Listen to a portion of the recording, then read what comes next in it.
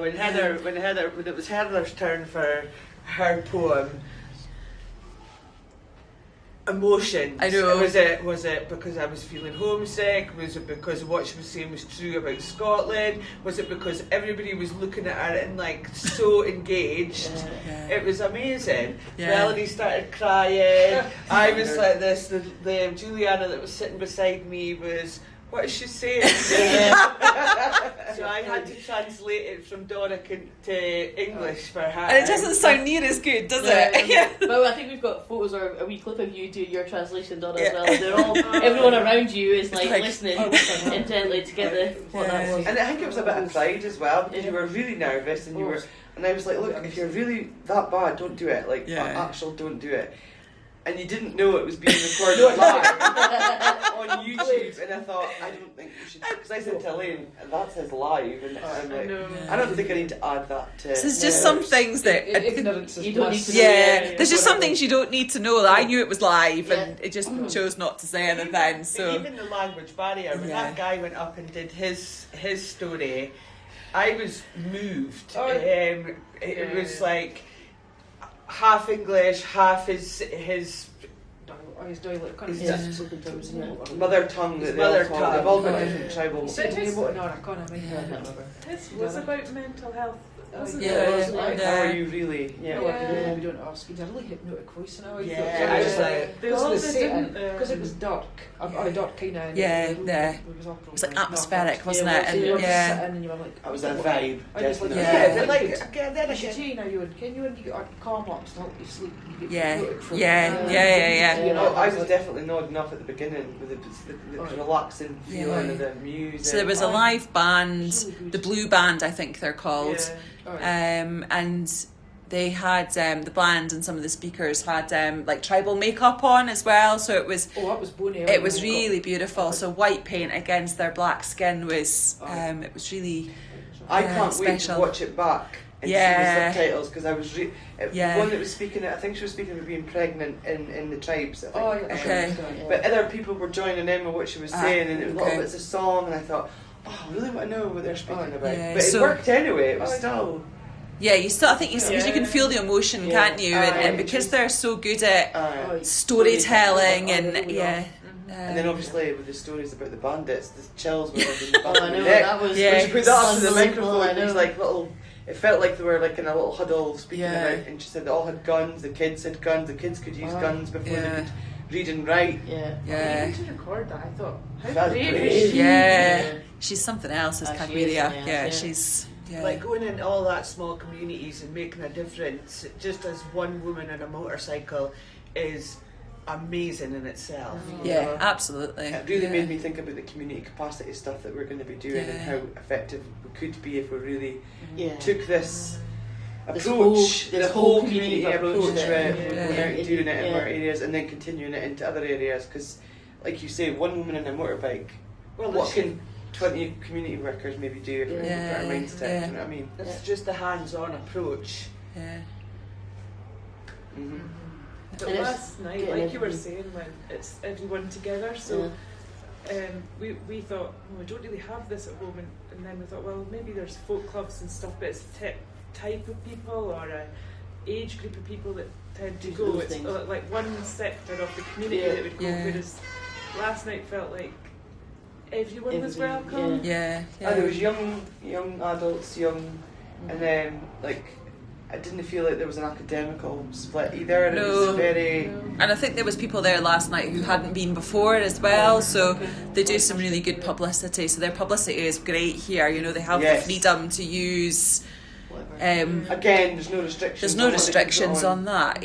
So that I can't remember the name of the Canva that they're using to design their posters, and they're really eye-catching, and they can celebrate their culture through advertising. And I think, you know, what sells those things to people that haven't been before as guests is the international element of it, and equally they want to celebrate their own culture. You know, they don't want to, whilst the guys that we're with are progressive and they're making the difference and they're changing Kenya one small bit at a time, they want to retain some of the culture, and that's exactly that. That's the storytelling, and I think that's it'd be interesting for us probably to have a conversation with John about that type of thing, because this is really his brainchild, So I did start the conversation with him yesterday, and that it's capacity building that he's doing. Yeah. So it's empowerment there by including everyone, and those people, everyone that shared their stories were. And not only that, those that didn't share their stories, she still had another way to get folk involved by giving you bits of paper. And everybody had the punchline to that book, and okay, and whatever the person's name is that I've forgotten. It was very hard to pronounce. It was. I've still got a bit of paper in my bag here. What was his name? Epaminondas. Epaminondas. You don't have the sense you were born with. Yeah. It was quite a clever little trick to do that, and again, there was young guys. There was it was a mix of people that she'd given it to. I think as well. So Emily read 2 stories whilst we were there, both of which are children's books. Oh. And I don't know if anybody clocked that. And actually, and that's another thing that we've seen the whole time we've been here, is that it doesn't really matter what your age is, that a kid's book can be purposeful, useful, impactful. We were laughing at the back saying, man, you should got out Brenda the sheep. I know. But it's the way that she can engage anybody. It doesn't matter what age you are. And like the book you're just saying there, she's using a children's book, but she's got everybody in that whole room captivated in what that story is and what's the meaning behind it, and the thinking outside the story. And the children's book, the second one, was very relevant to the issues that little girl, young lady was speaking about. People feeling different and not feeling part of something, and try to remove themselves from it and change themselves. And it was a children's book, but it had so many adult meanings and. Yeah, and I think that's, we would probably go to, if you think about what we would do in reverse, if that was a session at home, we wouldn't have picked a children's book to read. No. And equally, I guess if we're doing learning sessions with adults, we wouldn't pick.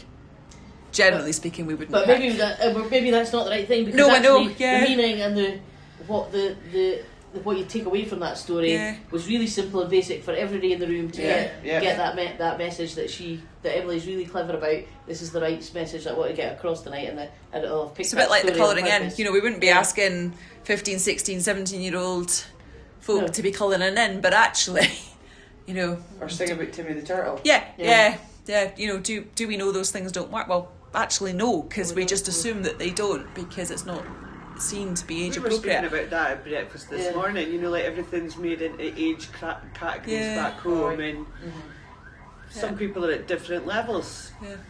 But we were talking about a lot of it related to social media and it being captured, and so they get ripped to shreds when it's seen again by somebody else or your pals or something. And actually, that's holding back young folk from having opinions, feelings, doing something they'd really like to do, but because they think it's seen as not cool, they don't engage in that, and actually it's to their detriment not to. And I think that's it, is that, like you said, the folk that were there last night, it's a huge range of cultures, languages, tribes, ages, sex, like loads of different people, and that's just like the small intimate version of their coffee and poetry nights, where Emily said to me yesterday they normally have 200 people at coffee and poetry. So that's 200 young people that want to have their voices heard. That's wild. Not at the library. It's held somewhere else. There's no way they'd fit 200 people in there, I don't think. They'd give it a good try. I reckon one more, right? 20 people had turned up last night. I quite like the tolerance folk have, because it took a long time to organise it. It was supposed to start at 6:30. It started nearly back at 8, right? Not one single person was moaning, going, I've got things I need to be doing. I would have seen people walking out, I'm not hanging about for this. There was nobody moaning about it. Everybody was quite happy to wait. Nobody was like, Have you noticed that your patience has changed since you've been here? Because mine's has, because I'm. You just have to go with the flow. African time is a very special thing. As we found out. Because I'm not like our regiment, there'd be a few things, meal times, one of them, but again, you get esteemed by a certain time. I'm just like, so it's like, So I guess for a bit of context, we were expecting to be picked up this morning at 10 a.m. That's what we agreed when we went to bed last night, and it's now 11, and we're still However, apartments. we've made use of the time. Yeah. Fully not the mucker. I think it's working. So he's mutton based out, which I think. And it was like genuinely, there were the girl that spoke about the pregnancies in the tribes. Yeah. I think she'd said, "Oh, my friends have been trying to get me to do this for ages, Yeah. encouraged me, they gassed me up, they really want me to do it." Yeah. And then afterwards, they were like, "Oh, you did so well," you know. Well, if you think about it, it's a bit like us with Heather. I know. You know, it was like we all get this sort of proud moments that, It was yeah. beautiful. You're not. I'm not getting involved like processed it yet, but I watched the video and I was, but I am chuffed that I've done it. So I did. So I sent Do it again, and then you went, "No, it's okay." I sent the live link to my dad, and he watched from when I sent it. So it was just after you. Right.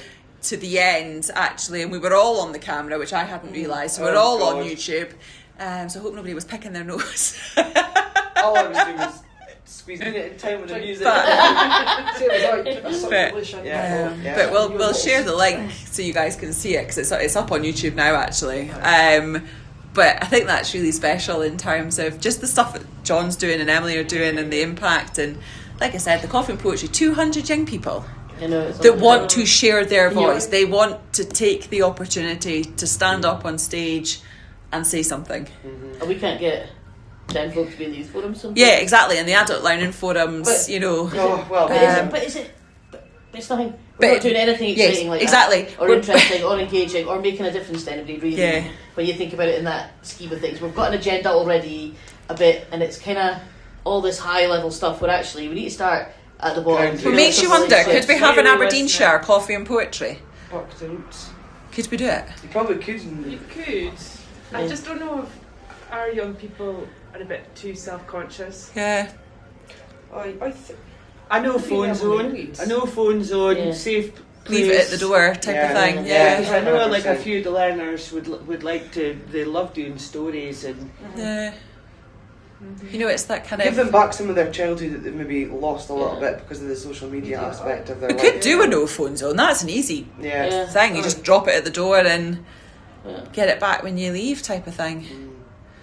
I think the one thing that surprised me last night was when I asked Nancy what she thought of the Scottish tablet. She was like, "Yeah, it was edible." She said it wasn't as bad as whatever I was Indian thing expecting you everyone get. to be like, "This is so nice." That they were like, "Oh." I think they think that kind of thing is too sweet for them, even though Everything we've all sugar Everything they is eat sweeter. sugar cane, and the black coffee probably has like half a packet of sugar in it. The lassie behind me said it was delicious. She ate it up, Yeah. though, give her Yeah. She did eat it, yeah. And the one that was beside Donna saved a little nibble for the coffee to come That's 'cause round. I said, "Oh, it's good with coffee."